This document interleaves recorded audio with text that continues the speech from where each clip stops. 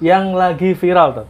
Iya. Wah, ini 1 hari 2 hari ini viral Ustadzah Oki ini banyak dikomentarin netizen. Ya ada pro ada kontra lah tentang ceramahnya yang membahas tentang KDRT. Gitu. KDRT. Ya. Di video kan Ustadzah Oki kisahkan ada wanita mendapatkan kekerasan oleh laki-lakinya tapi tidak cerita sama orang tua. Terus si laki-lakinya bertaubat. Gitu.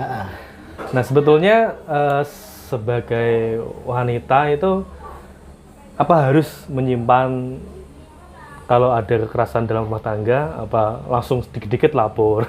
Soalnya ini Ustadz Zahoki banyak dikritik di sosial media. Alhamdulillahirrahmanirrahim. Terima kasih Bang Tahan. Ya. Hal yang terpenting bagi kita adalah mencoba mengademkan setiap peristiwa. Ya. Kita berdiri di tengah-tengah, tidak condong kemana-mana, tapi kita ingin membela pada kebenaran.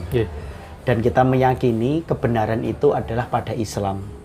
Siapapun, mau Ustadzah Oki atau netizen, yang ternyata dia selaras dengan kebenaran, berarti itu dia benar. Kalau dalam bahasa di netizen atau di media massa, Ustadzah Oki ini menormalkan KDRT. Sebenarnya bagaimana? Ya. Jadi begini, setiap rumah tangga itu mempunyai kualitas masing-masing. Nah, wanita itu mempunyai kadar bersabar yang berbeda-beda. Sama-sama ada konflik antara wanita satu dengan wanita yang lain mempunyai defense, gaya bertahan yang berbeda-beda. Wanita yang sama sekali tidak mengenal agama, baru dibentak sama suaminya saja. Dia sudah 100.000 status di story-nya. Dia akan mengumpat di WhatsApp-nya. Dia akan konsultasi kepada psikiater. Dia akan ungkapkan setiap permasalahannya itu di media sosial. Baru satu bentaan. Nah, tetapi ada wanita-wanita muslimah yang mereka bisa bertahan dengan kesabarannya. Mungkin diantaranya yang dikisahkan oleh Ustadzah Oki di dalam ceramahnya. Dan itu kenyataan dan ada. Nah, ini sebenarnya pilihan hidup. Apakah seorang wanita akan mengumbar kisah-kisahnya di media sosial, atau bercerita kepada orang tuanya, atau dia mempunyai harapan besar dari setiap peristiwa yang dia jalani, berharap kepada Allah, bahwa segala sesuatu bila seorang istri bersabar pasti akan selesai. Innallaha ma'as-sabirin. Sesungguhnya Allah itu bersama dengan orang-orang yang bersabar. Dan Allah Subhanahu wa taala mencintai orang-orang yang bersabar. Dan bersabar itu tidak ada batas. Ini pilihan hidup. Jadi kalau seseorang wanita dimarahi, dizolimi, kemudian ada percekcokan antara laki-laki dan wanita, dan dia pilih bersabar, itu tidak masalah.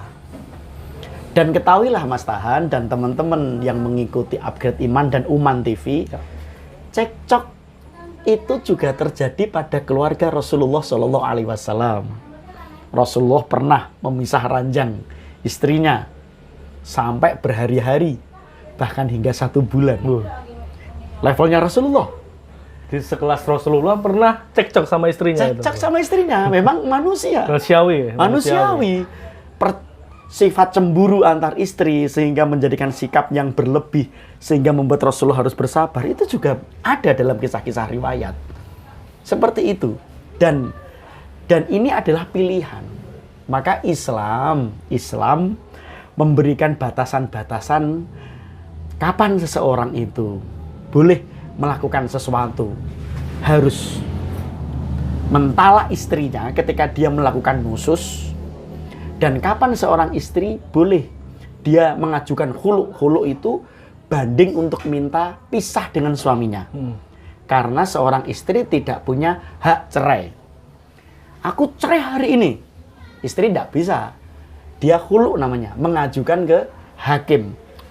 Jadi yang punya hak cerai hanya suami di dalam Islam. Nah, ada tahapan-tahapannya bila terjadi seorang istri itu nusus. Bila seorang istri nusus, yaitu dia melawan suaminya. Dia pertama dinasehati. Iya. Dinasehati dengan lemah lembut, dikasih contoh, tidak bisa, maka dipisah ranjang. Dipisahkan ranjangnya. Dia tidak tidur, dikasih peringatan. Bila tidak bisa, maka fadribuhunna, maka pukullah dia. Nah, ketika ada kata-kata fadribuhunna, kita harus merujuk kepada para ulama. Saya akan terangkan. Menurut Ibnu Katsir, Bang Tahan, apabila nasihat tidak bermanfaat dan memisahkan diri dengannya tidak ada hasilnya juga, maka kalian boleh memukulnya dengan pukulan yang tidak melukai. Seorang lelaki boleh memukul seorang perempuan tapi tidak melukai. Ini menurut Imam Ibnu Katsir. Ada salah satu riwayat Imam Muslim. Imam Muslim, Rasulullah SAW bersabda, bertakwalah kepada Allah dalam urusan wanita. Karena sesungguhnya mereka di sisi kalian merupakan penolong. Dan bagi kalian adalah hak-hak atas diri mereka, yaitu mereka tidak boleh mempersilahkan seseorang yang tidak kalian sukai menginjak hamparan kalian. Jadi seorang wanita menerima tamu, seseorang yang tidak disukai oleh suaminya, itu nggak boleh. Nggak boleh. Haram itu, tidak boleh. Ya. Dan jika mereka melakukan, maka pukullah mereka dengan pukulan yang tidak melukai. Yaitu para suami memukul istrinya, jangan memakai pukulan yang melukai. Ya. Dan bagi mereka ada hak mendapatkan nafkah pakaian mereka dengan cara yang ma'ruf. Jadi seseorang suami di dalam Islam boleh memukul tapi tidak boleh dengan cara yang melukai. Nah, pendapat para ulama sekarang bagaimana? Menurut Ibnu Abbas dan lainnya, bukan hanya seorang, pukulan yang tidak melukai. Jadi memukul itu tidak melukai, pendapatnya Ibnu Abbas. Menurut Hasan Al-Basri, pukulannya tidak membekas. Buanter entah, nanging tidak membekas. Tinggal nyampe gosong ya. Tidak membekas. Ulama fikih mengatakan yang dimaksud pukulan yang tidak sampai mematahkan anggota tubuh dan tidak membekas sedikit pun. Tidak melukai, tidak membekas. Ya, ini yang sudah terlihat dari pendapat para ulama. Jadi hal seperti itu biasa. Ya namanya percekcokan. Tetapi sekali lagi Rasulullah SAW dalam beberapa riwayat tetap menganjurkan untuk tidak dengan cara yang semena-mena. Bahkan para ulama juga mengatakan seperti itu. Ya, seperti itu, tidak boleh semena-mena. Maka kembali lagi dalam video yang ada pada Ustadzah Oki, kisah yang diceramahkan oleh Ustadzah Oki itu adalah pilihan. Kalau seorang wanita lebih memilih bersabar, why not? Berarti dia masih sayang dan cinta kepada suaminya dan ternyata suaminya bertobat. Itu bukan masalah. Tetapi bila ada seorang suami semena-mena, dia memukul dengan kekerasan, sudah sampai hancur lebur, ini tentu tidak bisa ditoleransi. Ini kesalahan ini ya. Sampai bonyok matanya, sampai dikurung di kamar. Ini menyalahi syariat.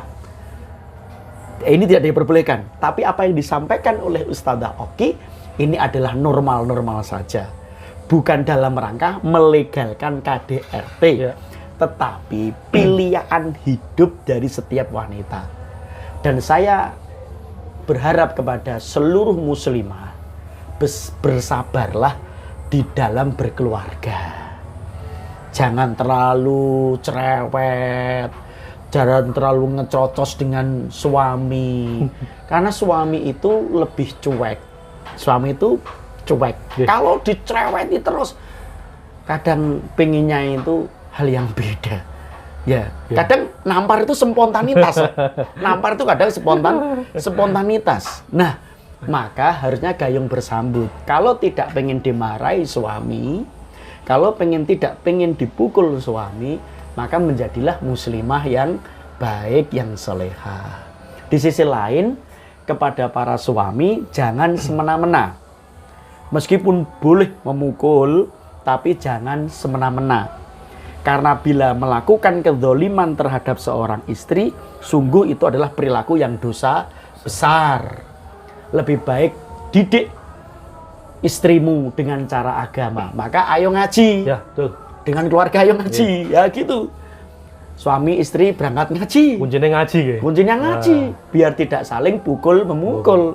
Tapi kalau setelah ngaji justru peluk memeluk. Saya kira seperti itu Bang Tahan. Clear sudah ya. Clear. Apa yang ada pada video kita mengkompeni bahwa Islam membolehkan memukul, tetapi memukul dengan cara yang tidak melukai. Dan seorang istri memang jangan terlalu mudah-mudah mengumbar cerita-cerita keluarga kepada orang lain, meskipun dengan orang tuanya. Meskipun dengan orang tuanya, seorang istri jangan terlalu mudah mengumbar persoalan dengan orang lain. Ini perlu dicatat dengan baik. Barakallahu fikum.